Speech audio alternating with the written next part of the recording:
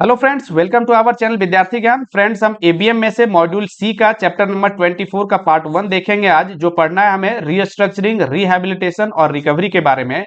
Friends, यदि अभी तक मॉड्यूल सी के एबीएम के मॉड्यूल सी के चैप्टर नंबर 17 से 23 तक की बात करें तो यहां तक हमने क्या पढ़ा है कि किस प्रकार से लोन प्रोवाइड किया जाता है, क्या क्या प्रोसेस है क्रेडिट फैसिलिटी प्रोवाइड करने का, इसके बारे में कहीं ना कहीं हमने देखा है।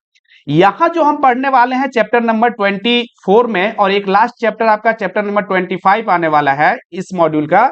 ये दो चैप्टर में हम क्या देखने वाले हैं कि कहीं ना कहीं जो लोन दिया गया है यदि कहीं खराब होता है वो, तो किस प्रकार से उसकी वसूली की जाती है, इसके बारे में हम पढ़ने वाले हैं। क्या क्या ऑप्शंस अवेलेबल हैं बैंक के पास, ये सारी चीजों को देखने वाले हैं। जैसे रीस्ट्रक्चरिंग के बारे में पढ़ेंगे कि किस प्रकार से यदि लोन खराब होता है तो उसमें और भी उसको थोड़ा सा हेल्प करके किस प्रकार से लोन को सही किया जाता है ना। रिहेबिलिटेशन के बारे में फिर पढ़ेंगे, वही चीज है। उसके बाद हम रिकवरी के बारे में देखेंगे कि यदि हम उसे सही नहीं कर सकते हैं लोन को और फाइनली वो खराब हो जाता है तो किस प्रकार से उसकी रिकवरी की जाती है, क्या क्या ऑप्शंस हैं बैंक्स के पास, वो सारी चीजों को हम पढ़ने वाले हैं। ठीक है।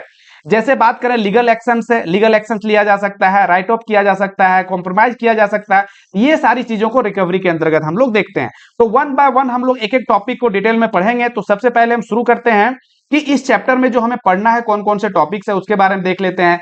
जैसे क्रेडिट डिफॉल्ट क्या होता है, स्ट्रेस्ड असेट्स, एनपीए क्या है, विलफुल डिफॉल्टर, डिफॉल्टर और विलफुल डिफॉल्टर अलग है, ये इसके बारे में पढ़ेंगे।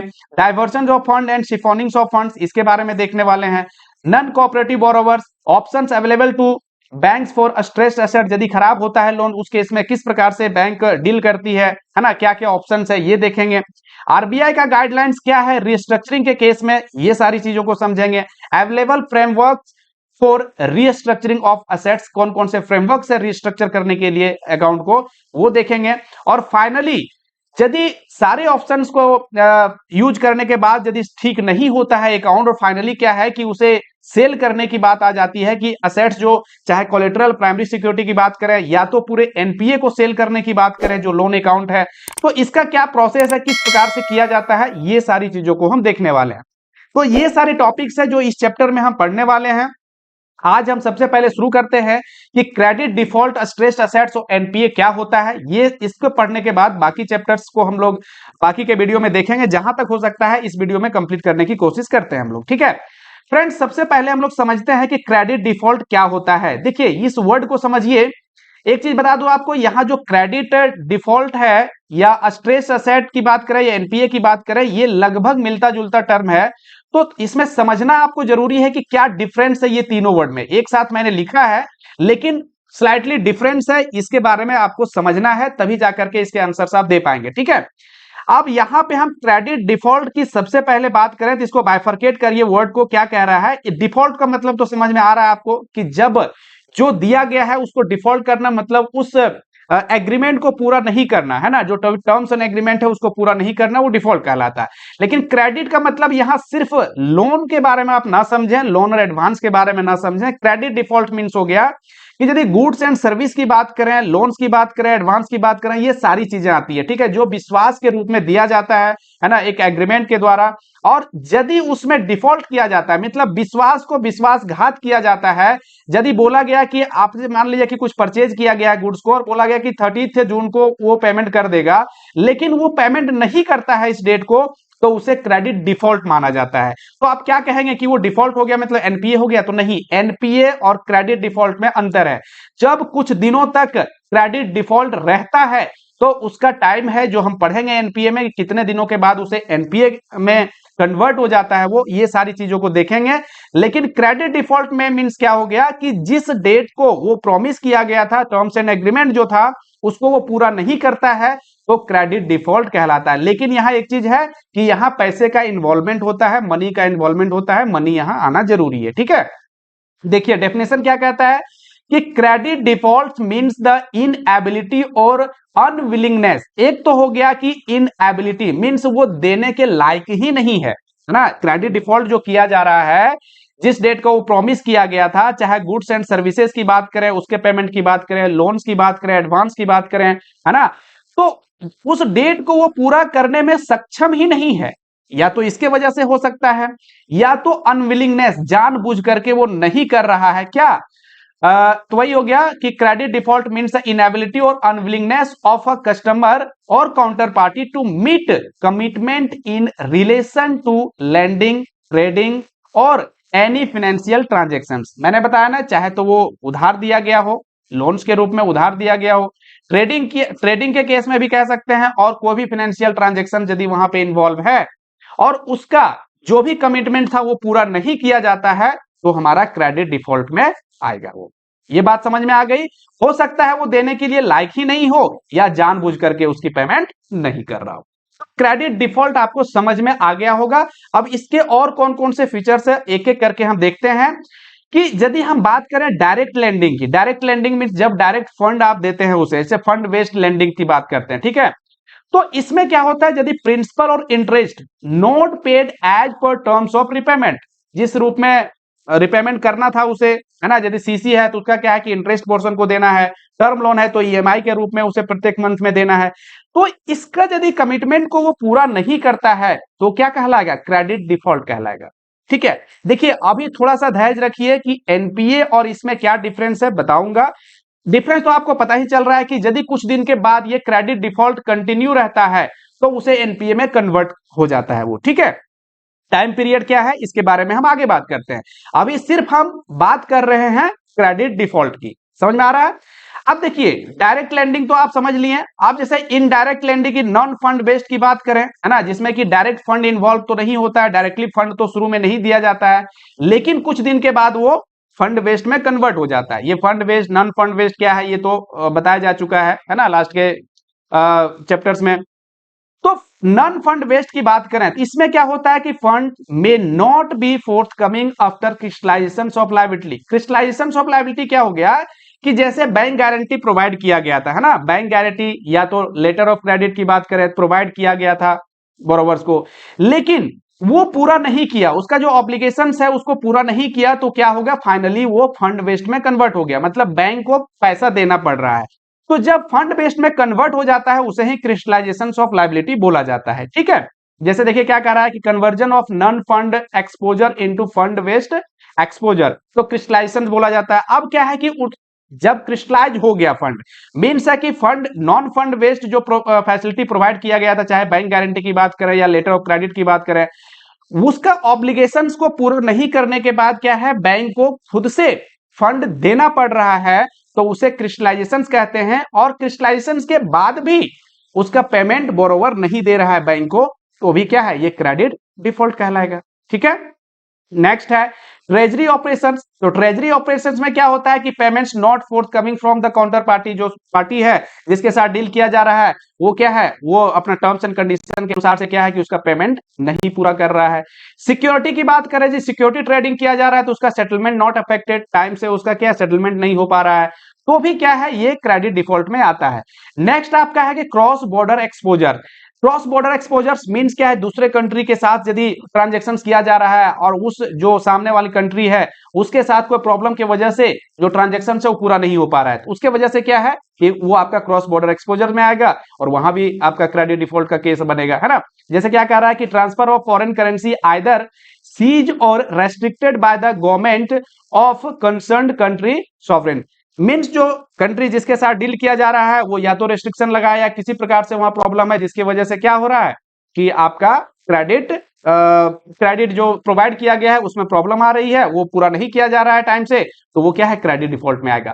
फ्रेंड्स यहां तक आपने क्या सीखा, यहां तक आपको क्या सीखने को मिला है कि किसी भी प्रकार से हो सकता है कि देने में सक्षम हो बोरोवर, या तो जानबूझ करके नहीं प्रोवाइड किया जा रहा है, जो क्रेडिट लिया गया है क्रेडिट फैसिलिटी उसके जो टर्म्स एंड कंडीशन है उसको पूरा नहीं किया जा रहा है, टाइमली पेमेंट नहीं किया जा रहा है, तो ऐसे केस में क्रेडिट डिफॉल्ट होता है। चाहे एक दिन का भी यदि क्रेडिट डिफॉल्ट हो रहा है, एक दिन का भी यदि ड्यू है तो वो भी क्रेडिट डिफॉल्ट में आएगा, ठीक है। और ज्यादा समय तक यदि क्रेडिट डिफॉल्ट रहता है तो फाइनली एनपीए में कन्वर्ट होता है, एनपीए कहलाता है, जो हम आगे पढ़ने वाले हैं, ठीक है। तो मुझे उम्मीद है क्रेडिट डिफॉल्ट में कहीं कोई प्रॉब्लम आपको नहीं होगी। यदि क्रेडिट डिफॉल्ट आपने समझ लिया है तो अगला जो हम समझने वाले हैं वो है आपका स्ट्रेस्ड असेट्स। अब स्ट्रेस्ड असेट क्या है ये समझिए, उसके बाद हम एनपीए को समझेंगे। देखिए स्ट्रेस्ड असेट्स मींस क्या हो गया कि जो लोन आप दे रहे हैं, जो क्रेडिट फैसिलिटी आप प्रोवाइड कर रहे हैं वो आपका असेट है, ठीक है, बैंक का असेट होता है, ये तो कॉमन सी बात है। स्ट्रेस्ड मतलब क्या है कि चिंता देने वाला असेट, है ना, जो आपको टेंशन दे, है ना, वैसा असेट जो आपको टेंशन दे वो स्ट्रेस्ड असेट में कहलाता है। आप कहेंगे कि टेंशन तो क्रेडिट डिफॉल्ट भी देता है, बिल्कुल देता है, तो आप क्या कहेंगे कि क्रेडिट डिफॉल्ट स्ट्रेस्ड असेट है? हाँ, क्रेडिट डिफॉल्ट भी स्ट्रेस्ड असेट्स में आता है। तो क्या अंतर है, अच्छे से इसको समझिए। देखिए, stressed assets are those assets in which the defaults has either already occurred or which are facing a reasonably certain prospect of default। या तो डिफॉल्ट हो गया हो, क्रेडिट डिफॉल्ट हो गया हो, या भविष्य में होने की गुंजाइश हो, तो वैसे असेट्स को स्ट्रेस्ड असेट्स बोला जाएगा। अब क्लियर हो गया आपको कि या तो हो गया हो, मींस यदि हो गया तो उसको क्या बोलेंगे हम लोग? क्रेडिट डिफॉल्ट, जो अभी लास्ट स्लाइड में आपने पढ़ा। और यदि होने की उम्मीद है, लग रहा है कि क्रेडिट डिफॉल्ट होगा, मींस बोरोवर जो है सो प्रॉब्लम क्रिएट कर सकता है, तो वो स्ट्रेस्ड असेट्स कहलाएगा, टेंशन देने वाला असेट कहलाएगा। ठीक है, फॉर एग्जाम्पल की बात करें, the term loan for an industrial project. अब इंडस्ट्रियल प्रोजेक्ट्स है, उसके लिए आपने टर्म लोन प्रोवाइड किया है, टर्म लोन या सीसी जो भी है प्रोवाइड किया आपने, ठीक है। उसके बाद क्या होता है कि implementation of which has been abandon, लेकिन उसको इंप्लीमेंट अभी प्रोजेक्ट को किया ही नहीं गया है ना, उसकी शुरुआत ही नहीं है, आपने उसका क्या किया है? क्रेडिट फैसिलिटी प्रोवाइड किया है, लेकिन वो इंप्लीमेंट हुआ ही नहीं है। इज स्ट्रेस असेट, वो भी स्ट्रेस असेट होगा, चाहे उसका पेमेंट वो क्या है, अभी ड्यू नहीं हुआ है। समझ में आ रहा है? जैसे कोई प्रोजेक्ट के लिए आपने फाइनेंस किया, ठीक है, ये प्रोजेक्ट स्टार्ट नहीं हुआ, आप जो प्रोजेक्ट के लिए आपने लोन दिया है, इसका मोरेटोरियम देने के बाद आपका 1 साल के बाद मान लीजिए कि क्या है, ये आपका रिपेमेंट स्टार्ट होता है इसका, ठीक, कोई दिक्कत यहां तक नहीं है। अब मोरेटोरियम आप 1 साल दिए, इसका मतलब 1 साल के बाद इसका रिपेमेंट स्टार्ट हो रहा है। अब ये प्रोजेक्ट शुरू ही नहीं हुआ है, इसका मतलब क्या है, रिपेमेंट ये दे पाएगा टाइमली? हो सकता है रिपेमेंट दे भी दे, लेकिन कहीं ना कहीं क्या है, इसमें लग रहा है कि ये जब इंप्लीमेंट सही से नहीं हो रहा है, तो आगे चल करके ये असेट हमारे लिए टेंशन क्रिएट कर सकता है। तो ये असेट भी जो होगा वो स्ट्रेस असेट में कहलाएगा। तो क्या आपने समझा कि या तो डिफॉल्ट हो गया हो या तो फिर होने वाला हो, ऐसी कोई साइन है तो वो कहलाएगा स्ट्रेस्ड असेट्स। ठीक है, अब इसके एग्जांपल हम लोग देखते हैं कि किस किस कंडीशंस में हम लोग कह सकते हैं इसको। जैसे इरेगुलरिटी इन सीसी और ओडी अकाउंट्स। अब सीसी और ओडी अकाउंट देख रहे हैं कि उसमें पेमेंट जो है सो टाइमली नहीं आ रहा है, इरेगुलर हो रहा है, तो भी क्या होगा, स्ट्रेस असेट कहलाएगा ये। ठीक है, नेक्स्ट क्या है कि delayed in payment of instalment in direct lending. जो आपने फंड प्रोवाइड किया है, फंड बेस्ड जो लोन दिया है आपने, है ना, उसमें क्या है कि इंटरेस्ट और प्रिंसिपल का जो ईएमआई लेना है वो टाइमली नहीं आ रहा है, वो डिले हो रहा है, तो क्या है, ये भी स्ट्रेस असेट है। तो डिले हो रहा है, यदि 1 दिन का भी डिले हुआ है तो क्रेडिट डिफॉल्ट तो कहलाएगा, लेकिन ये स्ट्रेस्ड असेट्स भी कहलाएगा। क्यों? मैंने क्या बोला कि या तो हो गया हो डिफॉल्ट या होने वाला हो। तो यदि डिले किया जा रहा है तो क्रेडिट डिफॉल्ट भी है और स्ट्रेस्ड असेट भी आपका कहलाएगा। ठीक है, नेक्स्ट है कि default in obligations devolvement of non fund based exposure. जैसे एलसी हो गया, बैंक गारंटी हो गया, जो नॉन फंड बेस्ड एक्सपोजर दिया गया है, उसका ऑब्लिगेशंस में डिफॉल्ट किया जा रहा है। मींस उसको जो जिस प्रकार से टर्म्स एंड कंडीशन था उसका, किसके लिए, बैंक गारंटी और लेटर ऑफ क्रेडिट के लिए, वो पूरा नहीं किया जा रहा है, उसमें डिफॉल्ट किया जा रहा है, जिसे हम क्या कहते हैं, डिफॉल्ट इन ऑब्लिगेशंस। तो वो भी हमारा स्ट्रेस असेट कहलाएगा। नेक्स्ट आपका है कि फेल्यूर टू पे स्टैट्यूटरी लायबिलिटी। अब देखिए, ये समझिए पॉइंट कि इसमें क्यों कहलाएगा। ये क्या है कि फेल्यूर टू पे स्टैट्यूटरी लायबिलिटी मतलब क्या हो गया, जैसे टैक्स का पेमेंट नहीं किया जा रहा है, तो टैक्स का पेमेंट नहीं किया जा रहा है, इसमें बैंक को क्या मतलब है, समझिए, यही तो पॉइंट है, यहां से क्लियर होगा आपका कि टैक्स का पेमेंट गवर्नमेंट को नहीं किया जा रहा है, इसका मतलब इसका इंटेंशन सही नहीं है बोरोवर का। दूसरी बात है कि टैक्स का पेमेंट नहीं कर पा रहा है, तो जब इंटेंशन सही नहीं है, टैक्स का पेमेंट नहीं कर पा रहा है, सही से पेमेंट नहीं कर रहा है, इसका मतलब लोन को भी सही से वो नहीं चलाएगा, लोन भी सही से नहीं चल रहा है। ठीक है ना, तो इसलिए ये भी स्ट्रेस्ड असेट्स में आएगा। तो क्वेश्चन यहां से फंस सकता है कि यदि स्टैट्यूटरी लायबिलिटी को पूरा नहीं किया जा रहा है, क्या स्ट्रेस्ड असेट है? बिल्कुल स्ट्रेस्ड असेट में आएगा ये। ठीक है, समझ में आ रहा है क्यों है सो। नेक्स्ट क्या है, delay in publication of financial statement and adversely qualified financial statement. ये समझिए क्या कह रहा है कि फाइनेंशियल स्टेटमेंट, आपको पता है कि प्रत्येक साल 31 मार्च को क्या किया जाता है, उस डेट में, उस डेट को, है ना, क्या असेट और लायबिलिटी का क्या पोजीशन है, ये शो करना होता है। कंपनी जो फर्म्स को, ठीक है। तो यदि ये शो किया जा रहा है लेकिन इसमें डिले है ना, लेट से शो किया जा रहा है, लेट से पब्लिश किया जा रहा है फाइनेंशियल स्टेटमेंट को, और दूसरी बात क्या है कि यदि जो फाइनेंशियल स्टेटमेंट को पब्लिश भी किया गया है वो एडवर्सली इफेक्टिव, मतलब वो उसमें क्या है, सही से पोजीशन उसका नहीं बता रहा है, गलत पोजीशन है, मतलब असेट लायबिलिटी का कंडीशन सही नहीं है, तो उस केस में भी स्ट्रेस असेट कहलाएगा यदि उसे लोन दिया गया है बैंक के द्वारा तो। क्यों? क्योंकि जब असेट लायबिलिटी का कंडीशन सही नहीं है उसका, तो लोन भी आगे वो खराब कर सकता है। तो यहां साइन पता चल रहा है कि आगे चल करके जो एसेट प्रोवाइड किया गया है बैंक के द्वारा उसे, हाँ, जो लोन प्रोवाइड किया गया है वो भी खराब हो सकता है, इसलिए स्ट्रेस असेट का ये भी एक साइन है। ठीक है friends, steep decline in production, sale और profit, sale and profit. Profit and loss account की बात करें तो वहां पे देखा जा रहा है कि उसमें जो है सेल उसको वो कम हो रहा है, प्रॉफिट कम हो रहा है, तो ये भी क्या है, हो सकता है कि आपका जो लोन लिया गया है, जो बैंक के द्वारा लोन लिया गया है, लोन सही से चल रहा हो, लोन में कहीं कोई दिक्कत नहीं है, लेकिन यदि सेल में कमी आ रही है, प्रॉफिट में कमी आ रही है, तो आगे चल करके ये हमारा लोन खराब भी हो सकता है। इसीलिए ये जो साइन है ये स्ट्रेस्ड असेट्स का साइन है। कहने का मतलब यदि ऐसा साइन है और यदि आपने लोन दिया है उस बोरोवर को, तो आपका लोन जो है, लोन अमाउंट वो स्ट्रेस्ड असेट कहलाएगा। ठीक है, नेक्स्ट है friend elongation, elongation of working capital cycle.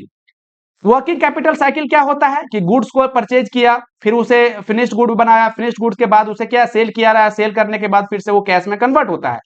तो यदि ऐसा हो, ये क्या है, वर्किंग कैपिटल साइकिल है। लेकिन यदि इसमें मान लीजिए कि गुड्स को परचेज करने में और फिर उसे फिनिश्ड गुड बना करके फिर से सेल करने में सपोज करिए कि 2 मंथ्स का समय लग रहा था, लेकिन अब इसे 5 मंथ्स का समय लग रहा है, इसका मतलब है क्या, इसका समय बढ़ गया है, कहीं ना कहीं ये सही से नहीं चला पा रहा है बिजनेस को, तो ये भी हमारा साइन है, ये स्ट्रेस्ड असेट्स का साइन है, जो लोन दिया गया उसे वो स्ट्रेस्ड असेट्स कहलाएगा। नेक्स्ट आपका है कि downward falling of ratings of the borrower. Borrower का रेटिंग है, आपको पता है कि लास्ट के चैप्टर्स में हम लोग पढ़े ही हैं कि रेटिंग क्या होता है कि बोरोवर को प्रत्येक साल रेटिंग किया जाता है, जो लोन दिया गया उसका रेटिंग किया जाता है, कितना रेटिंग है उसके आधार पे उसका रेट ऑफ इंटरेस्ट भी डिसाइड होता है। और रेटिंग यदि डिक्लाइन कर रहा है बोरोवर का, तो भी हम समझते हैं कि ये हमारा स्ट्रेस असेट्स का पार्ट बन गया है, आगे प्रॉब्लम कर सकता है। फ्रेंड्स यहां तक ये तो क्लियर हो गया कि स्ट्रेस्ड असेट्स क्या होता है और क्रेडिट डिफॉल्ट क्या होता है। शॉर्ट में एक बार फिर मैं बता देता हूं कि क्रेडिट डिफॉल्ट मतलब जब ड्यू हो जाता है, जो क्रेडिट का पेमेंट करना है, जो टर्म्स एंड कंडीशंस के आधार पे जो पेमेंट करना है जिस डेट को, उसमें यदि डिफॉल्ट होता है, चाहे एक दिन का भी डिफॉल्ट क्यों ना हो, वो क्रेडिट डिफॉल्ट कहलाएगा। और स्ट्रेस असेट में क्या अंतर है कि या तो क्रेडिट डिफॉल्ट हो गया है या होने की साइन कुछ मिल रही है, तो वैसे कंडीशंस में भी जो असेट्स प्रोवाइड किए गए हैं बैंक के द्वारा वो भी क्या है, क्रेडिट डिफॉल्ट स्ट्रेस असेट कहलाता है। तो यहां तक समझ में आ गया होगा। यदि ये समझ में आ गया तो नेक्स्ट हम जो पढ़ेंगे एनपीए, ये आपको अच्छे से और समझ में आ जाएगा। ठीक है, एनपीए हालांकि आपने ऑलरेडी पढ़ रखा है, लेकिन फिर से यहां हम लोग एक बार समझते हैं क्या होता है एनपीए। फ्रेंड्स क्रेडिट डिफॉल्ट तो आपने समझ लिया, तो अब हम समझते हैं एनपीए। देखिए एनपीए मींस हो गया नॉन परफॉर्मिंग असेट, बहुत अच्छे ढंग से आपको समझ में आएगा। असेट्स मींस क्या हो गया, जो लोन आपने दिया है, ठीक है, जो क्रेडिट फैसिलिटी प्रोवाइड की गई है, चाहे तो एलसी की बात करें, बीजी बैंक गारंटी की बात करें ना, या सीसी प्रोवाइड किया है, टर्म लोन प्रोवाइड किया है, कुछ भी फंड बेस्ड या नॉन फंड बेस्ड कुछ भी प्रोवाइड किया है बैंक के द्वारा जो किया गया है, ये आपका असेट का पार्ट कहलाता है। ठीक है, अब परफॉर्मिंग असेट्स मींस क्या हो गया कि वो सही से चल रहा है, जो आपने लोन दिया है बरोबर को अच्छे ढंग से चला रहा है, कोई प्रॉब्लम नहीं है। लेकिन जब अच्छे ढंग से वो नहीं चल रहा है, अच्छे ढंग से चलने का मतलब क्या होता है कि जो टाइमली पेमेंट उसका आ रहा है, मतलब सही चल रहा है ना, उसका इंटरेस्ट हम ले रहे हैं और इंटरेस्ट हमारा एक्रू हो रहा है। लेकिन यदि सही ना चले, नॉन परफॉर्मिंग, वो परफॉर्म ही नहीं कर रहा असेट्स, तो आपका वो एनपीए नॉन परफॉर्मिंग असेट्स कहलाता है। कैसा असेट्स कहलाता है, नॉन परफॉर्मिंग असेट्स कहलाता है। तो क्या इतना ही नॉन परफॉर्मिंग असेट्स है? नहीं, इसको टाइम के आधार पे हम लोग कैटेगराइज करते हैं। यदि सही से नहीं परफॉर्म कर रहा है तब तो हम उसे क्रेडिट डिफॉल्ट कहेंगे ना, कि यदि वो डिफॉल्ट हुआ मतलब क्या है, सही से नहीं, टर्म्स एंड कंडीशन पूरा नहीं किया। लेकिन नॉन परफॉर्मिंग असेट्स में टाइम के आधार पे इसे हम कोशिश करते हैं, टाइम और सिक्योरिटी दो बेसिस होता है जिसके आधार पे हम कहते हैं कि लोन सही से नहीं चल रहा है या चल रहा है, कि समय कितने दिन हो गया क्रेडिट डिफॉल्ट में, कितने दिन से वो डिफॉल्ट कर रहा है, और दूसरी बात उसमें सिक्योरिटी कितनी अवेलेबल है। ये दो कंडीशंस होता है। ठीक है, समझिए आगे। Assets are classified into performing assets, है ना, और नॉन परफॉर्मिंग असेट्स। दो रूप में हम असेट्स को कैटेगराइज कर सकते हैं।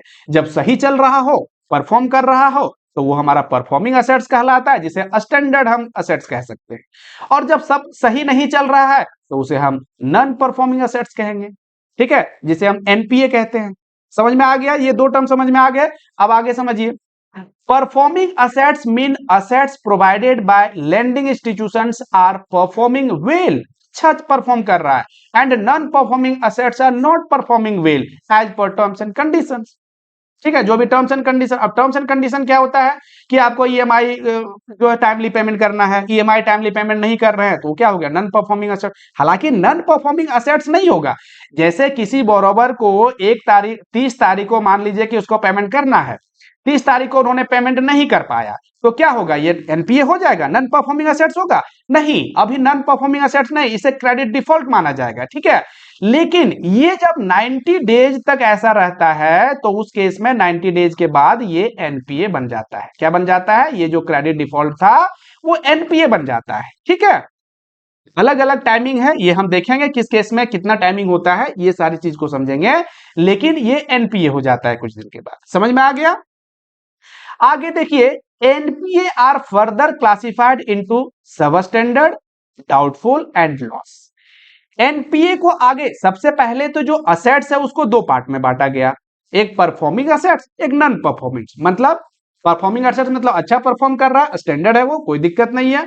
नॉन परफॉर्मिंग मतलब अच्छा परफॉर्म नहीं कर रहा है वो। ठीक है, तो उस केस में नॉन एनपीए जो है, नॉन परफॉर्मिंग असेट्स को हम लोग तीन कैटेगरी में बांटते हैं, सब स्टैंडर्ड, डाउटफुल और लॉस असेट। हालांकि डाउटफुल को आगे चल करके D1, D2 और D3 में भी बांटा जाता है। ठीक है, डाउटफुल 1, डाउटफुल 2 और डाउटफुल कैटेगरी, लेकिन मेनली इसे कहेंगे हम लोग सब स्टैंडर्ड, डाउटफुल और लॉस असेट। ठीक है, ये किसका कैटेगराइजेशन है? एनपीए का कैटेगराइजेशन है। ठीक है friends, the classification is based on period of default, कितने दिन तक वो डिफॉल्ट किया है उसके आधार पे classification, as also the availability of security, और उसमें सिक्योरिटी कितना पार्ट है अभी बचा हुआ, उसके आधार पे हम क्या करते हैं, इसका कैटेगरी जो बांटा जाता है एनपीए का, उसे बांटा जाता है ना। सब स्टैंडर्ड, डाउटफुल और लॉस कैटेगरी में जो बांटा जाता है वो किस आधार पे कि कितने दिनों तक डिफॉल्ट रहा है, उसमें सिक्योरिटी कितनी है, ये दो चीजों को कंसीडर किया जाता है। ठीक है, और ये दोनों चीजों के आधार पे ही प्रोविजंस को भी तय किया जाता है।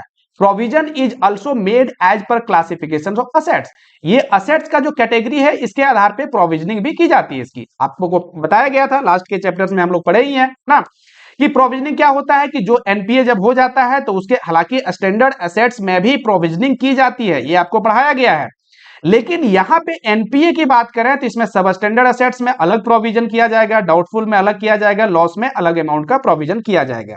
ठीक है, समझ में आ रहा है? जैसे इसमें यदि बात करें तो डाउटफुल एसेट्स में 15% का प्रोविजनिंग किया जाता है, सॉरी सब स्टैंडर्ड में।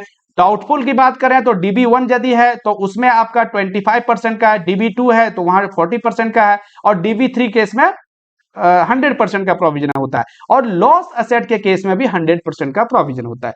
मींस प्रोविजन मींस क्या होता है कि प्रॉफिट एंड लॉस से अमाउंट को निकाल करके साइड किया जाता है कि जो फंड प्रोवाइड किया गया है, क्रेडिट फैसिलिटी बोरोवर्स को दिया गया है, उसमें यदि डिफॉल्ट होता है, वो यदि वसूली नहीं हो पाती है, तो चूंकि वो पैसा पब्लिक का था तो पब्लिक को लौटाया जा सके, उसके लिए प्रोविजनिंग किया जाता है। ठीक है, और ये प्रोविजनिंग कहां से? प्रॉफिट से निकाल के साइड किया जाता है फंड को। ठीक है, अब provision is also made as per classification of asset, यहां तक देख लिया हमने। अब क्या कह रहा है? PCR, provisioning coverage ratio, is the ratio of provision to gross NPA assets. समझिए इसको, ये जो आपका पीसीआर है, प्रोविजनिंग कवरेज रेशियो है, ये क्या होता है कि जो आपने प्रोविजंस किया हुआ है किसी अकाउंट में और टोटल एनपीए कितना है। ठीक है, टोटल एनपीए कितना है, इसे ही प्रोविजनिंग कवरेज रेशियो बोला जाता है। अब यहां समझिए, देखिए यहां ग्रॉस एनपीए वर्ड आया है। ग्रॉस एनपीए क्या होता है, ध्यान से समझिए। सपोज करिए कि 100 रुपीज का आपका लोन है जो खराब हुआ है। ठीक है, तो 100 रुपीज में जस्ट अभी खराब हुआ तो क्या होगा, सब स्टैंडर्ड में आएगा, क्योंकि 1 साल तक सब स्टैंडर्ड में रहता है, फिर अगला 1 साल तक DB1 में, अगला 1 साल तक DB2 में, और उसके बाद DB3 में हमेशा बना रहता है यदि सिक्योरिटी उसमें मेंटेन है तो, और सिक्योरिटी नहीं है तो फिर वो लॉस कैटेगरी में कन्वर्ट हो जाता है। ठीक है, अब 100 रुपीज का यदि लोन आपका एनपीए हुआ है तो इसमें 15% का यदि आप शुरू में यदि सब स्टैंडर्ड है तो क्या करेंगे, 15% का प्रोविजनिंग करेंगे। तो इस प्रकार से क्या है कि 100 रुपीज ये आपका एनपीए अमाउंट हो गया और 15 रुपीज आपका प्रोविजन हो गया। ठीक है, तो ये 100 रुपीज जो है ये आपका ग्रॉस एनपीए कहलाता है। लेकिन इसमें से यदि आप 15 रुपीज को माइनस करते हैं, मीन्स यदि प्रोविजन को माइनस करते हैं तो आपका कितना हो गया, 85 हो गया। तो ये 85 रुपीज क्या होता है, नेट एनपीए कहलाता है। क्या कहलाता है, नेट एनपीए कहलाता है। क्यों, क्योंकि 100 रुपीज डिफॉल्ट तो किया है लेकिन उसके अगेंस्ट में 15 रुपीज हमने प्रोविजनिंग करके रखा है, इसका मतलब हमारा जो नेट एनपीए है वो 85 रुपीज का ही है। समझ में आ गया। तो आपको ग्रॉस एनपीए और नेट एनपीए भी यहां पे समझ में आ गया, प्रोविजनिंग कवरेज रेशियो भी समझ में आ गया। प्रोविजनिंग कवरेज रेशियो एक बार फिर बता देता हूं क्या होता है कि जो भी प्रोविजन किया गया है वो टोटल एनपीए का यदि हम रेशियो निकालते हैं तो वो हमारा क्या कहलाता है, प्रोविजनिंग कवरेज रेशियो कहलाता है। ठीक है, यहां तक। अब फ्रेंड्स हम लोग समझते हैं कि a loan account will be classified as NPA when, ठीक है, किस प्रकार कब होगा ये हम देखने वाले हैं। एनपीए तो समझ में आ गया अच्छे ढंग से आपको।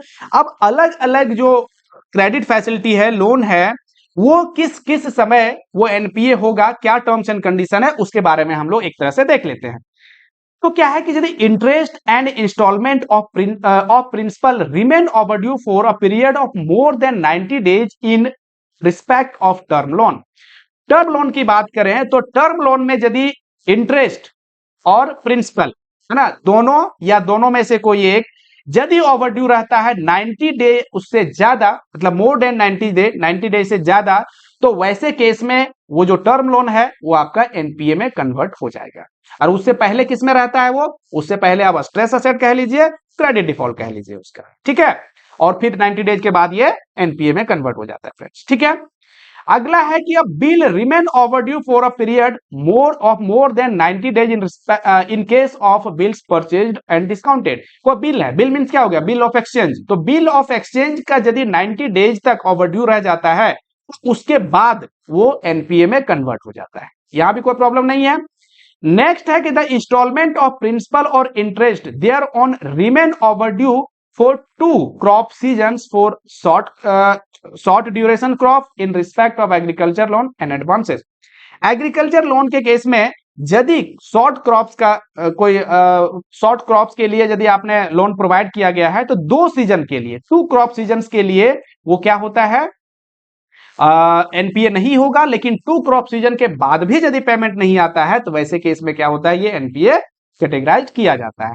लेकिन वही यदि लॉन्ग क्रॉप ड्यूरेशन की बात करें तो उस केस में एक सिंगल क्रॉप सीजन है, उसके बाद यदि पेमेंट नहीं आया तो वो एनपीए में कन्वर्ट हो जाता है। ये एग्रीकल्चर की केस की बात कर रहे हैं। ठीक है, ये क्रॉप सीजन मतलब समझ में आ रहा है, इसका ड्यूरेशन डिफाइन किया जाता है। तो यदि 2 क्रॉप सीजन है, मतलब एक साल में 2 क्रॉप सीजन वाले ऐसे क्रॉप्स हैं, तो उसके लिए यदि लोन प्रोवाइड किया गया या एग्रीकल्चर एक्टिविटी वैसी कुछ है जो एक कन्वर्ट होता है, एक साल में 2 बार वैसा होता है, तो वैसे केस में वो क्या है, 2 क्रॉप सीजन के लिए यदि पैसा नहीं आया 2 क्रॉप सीजन के बाद भी, तो वैसे में वो एनपीए कन्वर्ट होगा। और लॉन्ग क्रॉप सीजन मीन एक लंबे समय तक वैसा कोई क्रॉप सीजन है या एक्टिविटी, एग्रीकल्चर एक्टिविटी है, तो उस केस में एक सिंगल क्रॉप सीजन के बाद ही वो क्या होता है, एनपीए में कन्वर्ट हो जाता है। ठीक है, तो यहां तक भी कोई प्रॉब्लम नहीं होगी आपको। आगे हम समझते हैं कि सीसी और ओडी के केस में कैसे एनपीए होता है। The account remain out of order. CC और ओडी के केस की बात करें तो इसमें आउट ऑफ ऑर्डर देखने का मिलता है आपको कि आउट ऑफ ऑर्डर यदि 90 डेज के बाद वो रहता है आउट ऑफ ऑर्डर में, तो वहां पे एनपीए कन्वर्ट हो जाता है सीसी और ओडी केस की बात करें तो। अब ये आउट ऑफ ऑर्डर क्या होता है कि यदि इंटरेस्ट का पेमेंट है ना, इंटरेस्ट का पेमेंट या तो जो प्रिंसिपल अमाउंट है, जो सैंक्शन लिमिट है, उससे ऊपर चला जाता है और 90 डेज तक ऐसा रहता है, तो वैसे केस में वो आउट ऑफ ऑर्डर कहलाता है। ठीक है, और यदि 90 डेज से ज्यादा दिनों तक वो आउट ऑफ ऑर्डर रहा तो ये हमारा कन्वर्ट हो जाएगा किस पे, एनपीए में। 90 डेज तक आपका ऐसे में, ऐसे क्या होता है, जैसे ही डिफॉल्ट होता है क्या कहलाता है, SMA 0 होता है आपका ना, ये पढ़ चुके हैं आप, SMA 0 होता है, फिर SMA 2 होता है, फिर SMA आपका SMA 1 होता है, फिर SMA 2 होता है, और 90 डेज के बाद ये क्या होता है, एनपीए में कन्वर्ट हो जाता है। ठीक है, मीन्स आपका SMA 0 से 30 डे तक रहेगा, 31 डे से 60 डेज तक क्या होगा, SMA 1 रहेगा, और 61 डे से 90 डेज तक आपका क्या होता है, SMA 2 होता है, और 90 डेज के बाद आपका कन्वर्ट हो जाता है एनपीए में। ठीक है, अब नेक्स्ट क्या है कि ये तो बात हो गई पेमेंट देने की, लेकिन यदि कोई नॉन फाइनेंशियल रीजन की बात करें, जैसे account in case of CC OD is not renewed reviewed within 180 days from due date. होता क्या है, देखिए सीसी और ओडी जो दिया जाता है इसकी कोई टाइम लिमिट नहीं होती, कितने दिनों के लिए दिया जा रहा है। ठीक है, कोई समय नहीं है, तो आप कोई समय नहीं है, इसका मतलब क्या हो गया कि प्रत्येक साल उसे रिन्यू करना पड़ता है। आप रिन्यू या रिव्यू से उसे क्या करते हैं, प्रत्येक साल उसे आगे बढ़ाते हैं। समझ में आ रहा है, लेकिन उसका कोई टाइम एक्सपायरी डेट नहीं होती कि इतने दिनों के बाद सीसी हम बंद करेंगे, ऐसा कुछ नहीं होता है। तो प्रत्येक साल किया जाना होता है, तो यदि 6 महीने में प्रत्येक साल मतलब रिन्यू किया जाना होता है, यदि 6 मंथ में मतलब 180 डेज में उसका रिव्यू और रिन्यू नहीं किया गया हो ड्यू डेट से, तो वैसे केस में भी वो 180 डेज के बाद क्या हो जाएगा, एनपीए हो जाएगा।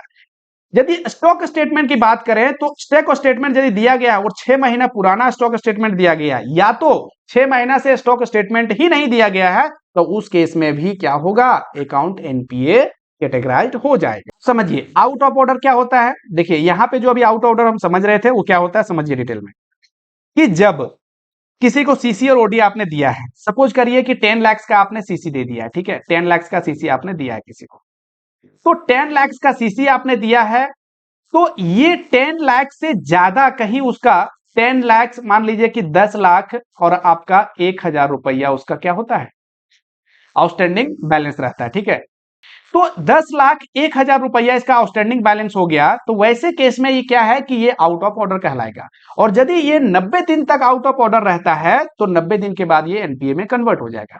लेकिन ऐसा हो सकता है कि आपका 10 लाख को लिमिट तो दिया गया है, लेकिन ड्रॉइंग पावर उसका 9 लाख का ही दिया है ना, ये ड्रॉइंग पावर निर्धारित किया गया उसके सिक्योरिटी के आधार पर किया जाता है ना, ये ड्रॉइंग पावर निर्धारित किया गया है 9 लाख का, तो यहां पे 10 लाख नहीं देखा जाएगा, ये यदि 9 लाख से भी ज्यादा इसका आउटस्टैंडिंग हो जाता है, मान लीजिए कि 9 लाख इसका और 1000 हो गया सपोज करिए, तो ऐसे केस में भी ये आउट ऑफ ऑर्डर कहलाएगा। क्यों, क्योंकि 10 लाख का भले ही उसका लिमिट हो, लेकिन ड्रॉइंग पावर जो निकालने की लिमिट है उसका 9 लाख की है, और यदि उसका 9 लाख से ज्यादा आउटस्टैंडिंग होता है, कहने का मतलब यदि इंटरेस्ट लगा है और इंटरेस्ट मिल करके चाहे कोई डेबिट हुआ है कोई चार्ज, और 9 लाख से ज्यादा हो जाता है, तो ये आउट ऑफ ऑर्डर कहलाएगा।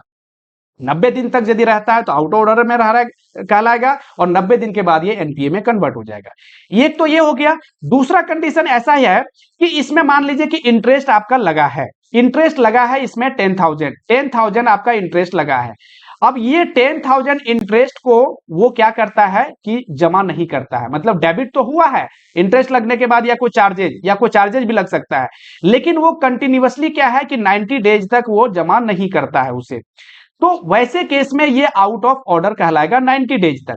या जमा भी करता है, मान लीजिए कि 9,000 यहां जमा भी कर दिया वो, तो ये क्या है, पूरा तो नहीं हो पाया, 10,000 जितना डेबिट हुआ था उतना पूरा तो नहीं हो पाया, तो वैसे केस में ये क्या कहलाएगा, आउट ऑफ ऑर्डर कहलाएगा 90 डेज तक, और 90 डेज के बाद ये एनपीए में कन्वर्ट हो जाएगा। तो मुझे उम्मीद है कि यहां तक आपको आउट ऑफ ऑर्डर भी कंप्लीट हो गया, समझ में आ गया, एनपीए क्या होता है ये समझ में आ गया, स्ट्रेस एसेट क्या होता है, क्रेडिट डिफॉल्ट क्या होता है, ये सारी चीजों को आप अच्छे से समझ रहे हैं। देखते हैं कि विलफुल डिफॉल्टर क्या होता है। देखिए क्रेडिट डिफॉल्ट आपने समझा, अभी क्रेडिट डिफॉल्ट क्या होता है कि जब भी आपका जो टर्म्स एंड कंडीशन है उसके आधार पे पेमेंट वो नहीं करता है, वो हमारा क्रेडिट डिफॉल्ट कहलाता है। ठीक है, लेकिन विलफुल देखिए एक चीज और भी हमने देखा था कि क्रेडिट डिफॉल्ट हो सकता है कि वो क्या हो सकता है, इनएबिलिटी हो ना, पेमेंट करने की उसकी एबिलिटी नहीं है, या वो जानबूझ करके कर रहा हो, दोनों केस में क्रेडिट डिफॉल्ट होता है। लेकिन यहां विलफुल डिफॉल्टर जो हम पढ़ने वाले हैं वो क्या है कि यदि जानबूझ करके पेमेंट नहीं कर रहा है तो हमारा वो विलफुल डिफॉल्टर कहलाएगा, वो जो बोरोवर है वो विलफुल डिफॉल्टर कहलाएगा। ठीक है, देखो क्या कह रहा है, the defaults in payment as per agreed terms could be intentional or due to the reason beyond the control of the borrower। जो डिफॉल्ट होता है, ये दो कारण हो सकते हैं कि जानबूझ के किया जा रहा हो या तो उसकी एबिलिटी ही नहीं है अभी देने की। तो वैसे केस में डिफॉल्ट तो कहलाएगा वो। The intentional default is referred to as wilful defaulter. लेकिन यदि इंटेंशनली वो कर रहा है, जानबूझ के कर रहा है, तो वैसे डिफॉल्ट में विलफुल डिफॉल्ट कहलाएगा। ठीक है। The defaults may be because of diversion और सिफोनिंग्स ऑफ फंड्स। ये डिफॉल्ट जो होते हैं अलग अलग रीजन हो सकते हैं, उसमें से एक डाइवर्जन ऑफ फंड्स है, सिफोनिंग्स ऑफ फंड्स हो सकते हैं। ठीक है, इसके बारे में हम लोग समझते हैं कि डाइवर्जन ऑफ फंड्स क्या होता है और सिफोनिंग्स ऑफ फंड्स होता क्या होता है। ठीक है, तो विलफुल डिफॉल्टर आपको समझ में आ गया है ना। अब आगे देखिए क्या है डाइवर्जन ऑफ फंड्स क्या होता है। ध्यान से समझिए दोनों में डिफरेंस क्या होता है। बहुत बार आप पढ़ते हैं समझ में तो आ जाता है, लेकिन इसका दोनों का डिफरेंस ही समझ में नहीं आता है आपको। देखिए, the funds provided by financial institution are used for particular purpose, है ना, in a business for which it was not sanction. Means क्या हो गया, जिसके लिए आपने लोन दिया है उसके लिए ये नहीं यूज किया जा रहा है। हालांकि सिफोनिंग्स ऑफ फंड्स में भी यही होता है कि जिसके लिए आपने लोन दिया उसके लिए यूज नहीं कर रहा है। तो दोनों में डिफरेंस क्या है वो आपको समझना है, मेन डिफरेंस वही है। क्या कहता है कि जैसे utilisation of short term working capital for long term purpose not in conformity with the terms of sanction. आपने लोन जो दिया है शॉर्ट टर्म्स वर्किंग कैपिटल के लिए दिया है। किसके लिए है? वर्किंग कैपिटल के लिए दिया है, लेकिन वो यूज जो किया जा रहा है लॉन्ग टर्म पर्पस के लिए यूज किया जा रहा है ना, वर्किंग कैपिटल के रूप में नहीं, बल्कि जैसे मतलब डे टू डे बिजनेस में चलाने के लिए आपने लोन दिया है, सीसी प्रोवाइड किया है, उस फंड से वो क्या किया है, प्लांट एंड मशीनरी कुछ परचेज कर लिया है, तो ये यहां डाइवर्जन ऑफ फंड कहलाएगा। आप बोलिएगा अपना बिजनेस में ही तो वो कर रहा है, तो यही तो बात है। इसी को समझना है कि डाइवर्जन ऑफ फंड क्या होता है कि जो आपने फंड दिया है उसे बरोबर को, उस फंड को वो यूज बिजनेस में ही कर रहा है, लेकिन जैसा सैंक्शन किया गया था, टर्म्स एंड एग्रीमेंट जो था सैंक्शन के, किस लिए, कि सीसी के लिए दिया जा रहा है, वर्किंग कैपिटल के लिए दिया जा रहा है, उसको यूज ना करके वो क्या कर रहा है, दूसरे पर्पस में, लॉन्ग टर्म पर्पस में उसे यूज कर रहा है। कहने का मतलब आपने सीसी लोन दिया है और उस पैसे को यूज करके वो क्या कर रहा है, प्लांट एंड मशीनरी परचेज कर रहा है। तो यहां क्या हो रहा है, ये डाइवर्जन ऑफ फंड हो रहा है कि जिसके लिए आपने लोन दिया उसके लिए यूज नहीं किया, वो अपने अनुसार से मॉडिफाई करके अपना बिजनेस चला रहा है, तो ये डाइवर्जन ऑफ फंड कहलाएगा। दूसरा क्या है, ट्रांसफरिंग इन्वेस्टमेंट बोरोड फंड्स। जो लोन दिया गया है उस फंड को कहां पे ट्रांसफर करता है, सब्सिडियरी ग्रुप कंपनी और other corporate without approval of lenders. बिना बैंक की जानकारी के वो क्या करता है, अपनी जो सब्सिडरी कंपनी है उसमें फंड को ट्रांसफर करता है। ठीक है, हालांकि है तो उसी का, लेकिन उसमें वो फंड को ट्रांसफर करता है, तो ये भी आपका डाइवर्जन ऑफ फंड कहलाता है। नेक्स्ट क्या है कि routing of funds through any bank other than lender bank और members of consortium without prior permissions of the lenders. क्या कह रहा है कि जो फंड्स का जो रूट किया जा रहा है वो रूट जो है किसी दूसरे बैंक के द्वारा किया जा रहा है ना, जो सेल परचेज किया जा रहा है वो किसी दूसरे बैंक के द्वारा किए जा रहे हैं। बिजनेस अभी भी चला रहा है वो, लेकिन सेल परचेज जो हो रहा है, जो रूट कर रहा है फंड्स का, वो किसी दूसरे बैंक के द्वारा किया जा रहा है, दूसरे फाइनेंशियल इंस्टीट्यूशंस के द्वारा किया जा रहा है, तो वैसे केस में भी डाइवर्जन ऑफ फंड कहलाएगा। तो ये समझ में आ गया क्या क्या अभी तक समझा, कि जिस पर्पस के लिए दिया गया है उसके लिए वो यूज नहीं कर रहा, अपने अनुसार से मॉडिफाई करके बिजनेस चला रहा है, तो वो आपका डाइवर्जन ऑफ फंड कहलाता है। ये तीन कंडीशन हमने देख लिए। अब हम देखते हैं कि सिफोनिंग्स ऑफ फंड्स क्या होता है, तो फिर समझ में आ जाएगा, दोनों का डिफरेंस समझ आएगा। देखिए, the term siphonings of funds should be constructed to occur if any funds borrowed from banks या financial institutions are utilized for purpose unrelated to the operations of the borrower to the detriment of the financial health of the entity or the of the lenders। Means क्या हो गया कि जो आपने दिया loan, ठीक है, यहां पे बिजनेस कंप्लीटली अलग है, बिजनेस ही ना हो, है ना, तो वो फंड्स को क्या किया गया कि बिल्कुल ही वहां से गायब कर दिया गया है, उसका कुछ अता पता नहीं है। और वैसे फंड्स को क्या एकदम अनरिलेटेड है, वो रिलेटेड ही नहीं है वो बिजनेस से, तो वैसे फंड्स को क्या वैसा यदि किया जा रहा है, तो उस प्रकार के जो फंड किए जा रहे हैं, साइड किए जा रहे हैं, वो सिफोनिंग्स ऑफ फंड्स कहलाते हैं फ्रेंड्स। ठीक है, इन case of diversion of fund, जैसे ऊपर जो अभी हमने पढ़ा कि डाइवर्जन ऑफ फंड क्या होता है कि funds are utilise in the related business, but in the case of siphonings of funds are used to the purpose of unrelated business by the borrowers। इसमें बिजनेस ही एकदम अलग हो या तो बिजनेस भी ना हो, है ना, एकदम गायब कर दिया गया हो फंड वहां से, तो ये हमारा सिफोनिंग्स ऑफ फंड कहलाएगा। और डाइवर्जन फंड्स में क्या है, कहीं क्या है, बिजनेस हो, चाहे तो सब्सिडरी कंपनी हो, ग्रुप कंपनी हो, जो भी हो, लेकिन वो उसी प्रकार के बिजनेस में, उस बिजनेस में क्या कर रहा है, फंड्स को यूज कर रहा है, तो ये हमारा डाइवर्जन ऑफ फंड कहलाता है। तो अब उम्मीद है कि डाइवर्जन ऑफ फंड आपको बिल्कुल समझ में आ गया होगा और सिफोनिंग ऑफ फंड समझ में आ गया होगा, विलफुल डिफॉल्टर भी समझ आ गया होगा। अब आगे हम लोग देखते हैं कि publishing of photographs of wilful defaulter. देखिए, यदि आप विलफुल, हालांकि किसी का यदि पब्लिश कर रहे हैं, फोटोग्राफ्स को पब्लिश कर रहे हैं, तो कहीं ना कहीं ये क्रिटिकल केस बन सकता है। तो सबका तो कर नहीं सकते हैं, सारे डिफॉल्टर्स का नहीं कर सकते हैं, लेकिन विलफुल डिफॉल्टर जो जानबूझ करके डिफॉल्ट करता है, वैसे बोरोवर्स का पब्लिश हम कर सकते हैं फोटोग्राफ्स को एज पर आरबीआई गाइडलाइंस। ठीक है, देखिए क्या कह रहा है, और lending institutions can consider publications of photographs of only those borrowers who have been declared as wilful defaulters as per RBI guidelines. RBI का गाइडलाइन जो कहता है कि किस प्रकार के बोरोवर को कैसे आप विलफुल डिफॉल्टर डिक्लेयर कर सकते हैं। यदि आपने कर दिया डिफॉल्ट, उसे विलफुल डिफॉल्ट डिक्लेयर, तो वैसे केस में उसके फोटोग्राफ्स को भी पब्लिश आप कर सकते हैं, पेपर में पब्लिश कर सकते हैं। ठीक है, लेकिन इतना आसान तो है नहीं कि सारे को आप बिल्कुल डिफॉल्टर ऑफ करेंगे, उसके लिए कुछ क्राइटेरिया होते हैं, कुछ कंडीशंस होते हैं, तो किस किस प्रकार के हैं इसके बारे में थोड़ा सा हम लोग यहां देखते हैं। हालांकि यदि आप काम कर रहे हैं, रिकवरी सेक्शन में काम कर रहे हैं, तो आपको पता होगा कि विलफुल डिफॉल्टर का जो टर्म्स एंड कंडीशन है, किस किस प्रकार से उसको किया जाता है, वो बहुत सारे आपको टर्म्स एंड कंडीशन पढ़ने पड़ते हैं। लेकिन यहाँ पे हम शॉर्ट में उसका कुछ पार्ट को देखेंगे, है ना, कि कौन कौन से किस किस प्रकार के बोरोवर को हम लोग कर सकते हैं, है ना।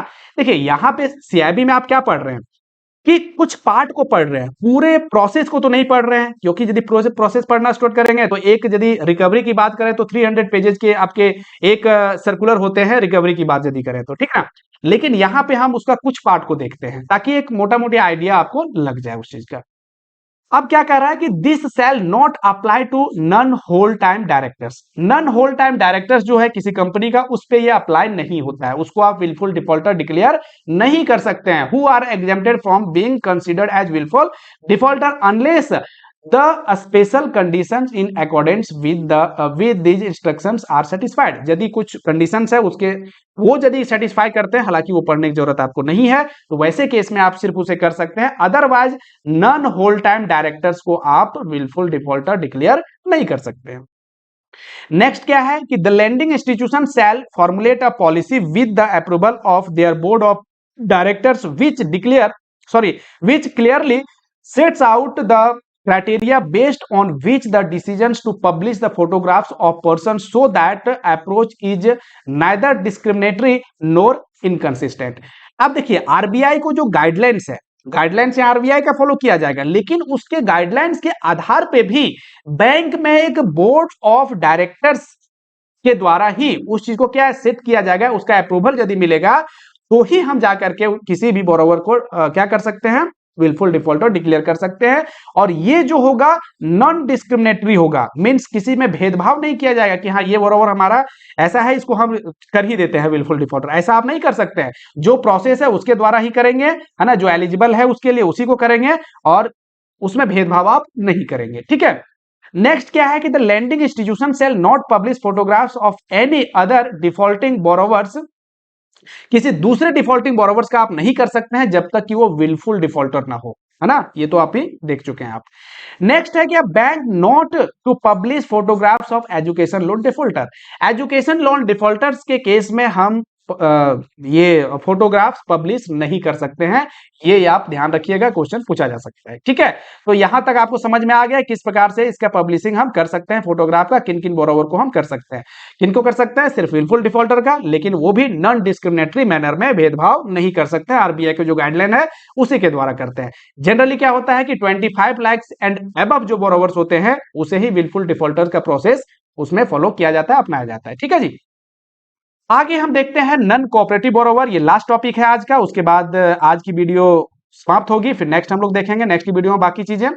तो नॉन कोऑपरेटिव बोरोवर क्या होता है, देखिए यहां आपको समझ में आ रहा है कि नॉन कोऑपरेटिव मींस कोऑपरेट जो नहीं कर रहा, बोरोवर लोन ले लिया है लेकिन वो एकदम बिंदास रह रहा है, उसमें कोई जरूरत नहीं, उसको कोऑपरेट ही नहीं करता है। यदि उसके घर जाइए तो वो आपको किसी तरह से इंफॉर्मेशन प्रोवाइड नहीं करता है, वो आपको स्टॉक्स की यदि जांच करना है तो स्टॉक्स की जांच नहीं करने देता है, रिकवरी प्रोसेस में बाधा डालता है। तो ये सारी चीजों को यदि वो हडल्स बन रहा है, तो ऐसे बोरोवर्स को क्या बोला जाता है? नॉन कोऑपरेटिव बोरोवर्स बोला जाता है। देखिए, a non-cooperative borrower is one who does not engage constructively with her lenders by defaulting in timely repayment of dues while having ability to pay, thwarting lenders' efforts for recovery of their dues by not providing necessary information out, denying access of assets financed collateral security, obstructing sales of security etc. Means क्या हो गया कि जो borrower है वो जानबूझ करके क्या कर रहा है कि यदि उसका पेमेंट करने की क्षमता है उसके बावजूद भी वो क्या कर रहा है कि पेमेंट नहीं कर रहा है टाइमली, और क्या कर रहा है? बाधा डाल रहा है, धमकी दे रहा है ना। और जब उसे रिकवरी के लिए जाते हैं तो और क्या है कि यदि उसके फाइनेंशियल एसेट्स जो प्रोवाइड किया गया कोलेटरल सिक्योरिटी है उसके पहुंच से भी क्या करता है? बैंक या फाइनेंशियल इंस्टीट्यूशंस को उसके पहुंच से भी दूर रखता है। तो ऐसी चीजों को यदि वो करता है तो ऐसे केस में वो नॉन कोऑपरेटिव बोरोवर्स कहलाता है। ठीक है, इन इफेक्ट उसके वजह से क्या होता है कि non cooperative borrowers is a defaulters who deliberately stonewalls legitimate efforts of the lender to recover their dues. उसके वजह से वो एक दीवार का काम करता है जिसके वजह से रिकवरी प्रोसेस स्टार्ट नहीं किया जाता है ना, जानबूझ करके वैसा करता है, और बैंक के लिए वो क्या करता है? किसी न किसी रूप में वो बाधा क्रिएट करता है। ठीक है, नेक्स्ट है कि the cut off limits for classifying borrowers as non cooperative would be those borrowers having aggregate fund based and non fund based facility of ₹5 crore from the concerned bank and financial institutions. 5 crore या उससे ज्यादा है। देखिए, ये जो category इसकी है जिसके लिए हम 5 करोड़ एंड एबव जो बोरोवर है उसके लिए इस कैटेगरीज में हम करेंगे, और इसका जो रिपोर्ट है वो क्रिलिक को प्रोवाइड किया जाता है। ठीक है, क्रिलिक को इसका इंफॉर्मेशन दिया जाता है इस प्रकार के बोरोवर को, ताकि बाकी जगह से उसे फिर क्रेडिट फैसिलिटी प्रोवाइड ना किया जाए।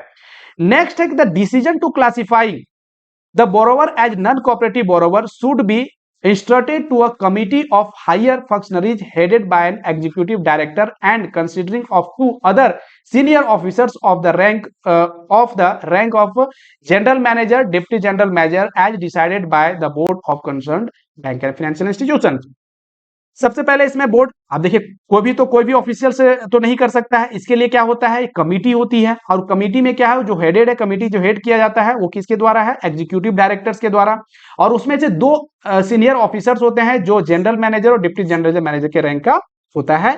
उस कमिटी के द्वारा इसे डिसाइड किया जाता है कि ये नॉन कोऑपरेटिव बोरोवर्स है या नहीं है। लिमिट इसकी कितनी होनी चाहिए? 5 करोड़ एंड अबव। ठीक है फ्रेंड्स, देखिए इसमें से आगे और हम लोग देखते हैं। If the committee concludes that the borrower is non cooperative, ये कंक्लूड कर दिया गया कि ये बोरोवर नॉन कोऑपरेटिव से है, it shall issue a show cause notice to concern borrower, तो उसे सो कॉज नोटिस इशू किया जाता है कि आप कारण बताइए कि क्यों ऐसा कर रहे हैं, इसके लिए एक्सप्लेनेशन उसे मांगा जाता है। ठीक है, दूसरी चीज यदि बात करें कमिटी की, the order of the committee should be reviewed, उसके ऑर्डर को रिव्यू किया जाता है। ऐसा नहीं कि जो आपका एग्जीक्यूटिव डायरेक्टर के द्वारा जो कमिटी बनी थी उसके द्वारा जो डिसीजन दे दिया गया वो फाइनल डिसीजन है, उसे रिव्यू भी किया जाता है। किसके द्वारा? By another committee headed by the chairman, CEO and MD and consisting in addition of 2 independent directors of the bank या financial institutions, and order shall become a final only after it is confirmed by the said review committee।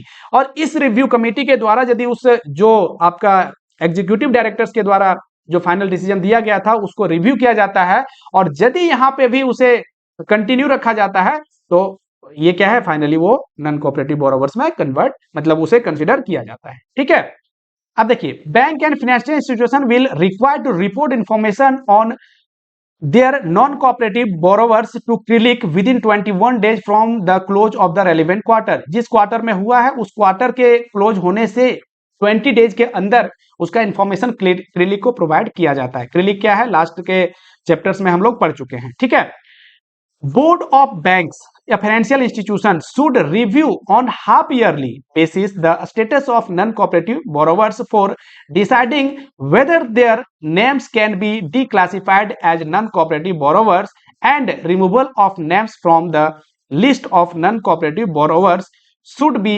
separately reported to CRILIC with with adequate reasoning and rationals for such removal। क्या कह रहा है कि उसके half yearly basis पे उसका review किया जाता है कि जो भी बोरोवर को नॉन कोऑपरेटिव डिक्लेयर किया गया है उसका क्या स्टेटस अभी है, किस उसको क्या है कि उसके लिस्ट से हटाया जाना चाहिए या नहीं हटाना चाहिए, इसके लिए भी रिव्यू किया जाता है। यदि वैसा हटाया जाता है तो उसका भी इंफॉर्मेशन क्रेली को प्रोवाइड किया जाता है। ठीक है, any fresh exposure to such borrower will be implications entails greater risk necessitating higher provisioning। देखिए जो प्रोविजन का नॉर्म्स है वो तो पता ही है कि किस प्रकार के अकाउंट्स के लिए कितने प्रोविजंस किए जाते हैं, है ना, परफॉर्मिंग एसेट्स की बात करें या नॉन परफॉर्मिंग एसेट्स की बात करें। लेकिन यदि बोरोवर्स नॉन कोऑपरेटिव बोरोवर्स होते हैं तो उस केस में जो प्रोविजन का रेट है वो ज्यादा होता है। ठीक है, बस इतना ही याद रखना है आपको। समझ में आ रहा है? तो यहां तक कोई दिक्कत नहीं होगी। यदि यहां तक कोई प्रॉब्लम नहीं है तो आज के चैप्टर यहीं तक रखते हैं आज की वीडियो। आगे की वीडियो में हम लोग बाकी जो पार्ट बचे हुए हैं उसको देखेंगे। फ्रेंड्स मुझे उम्मीद है कि एक एक चीज को क्रिस्टल क्लियर आपका हो गया होगा, कहीं कोई दिक्कत नहीं होगा। भले ही वीडियो लंबा होता है लेकिन कुछ कंफ्यूजन आपका नहीं रहेगा, इसी वजह से कोशिश मैं करता हूं कि उस चीज को समझाए अच्छे से, चाहे वीडियो थोड़ा सा लंबा ही क्यों ना हो जाए। तो यदि आपको अच्छा लग रहा है और आगे भी चाहते हैं कि इसी प्रकार के वीडियो आपको प्रोवाइड किया जाए तो आप जरूर मेरे साथ जुड़िए, डेफिनेटली आपको फायदा देखने को मिलेगा। Thank you.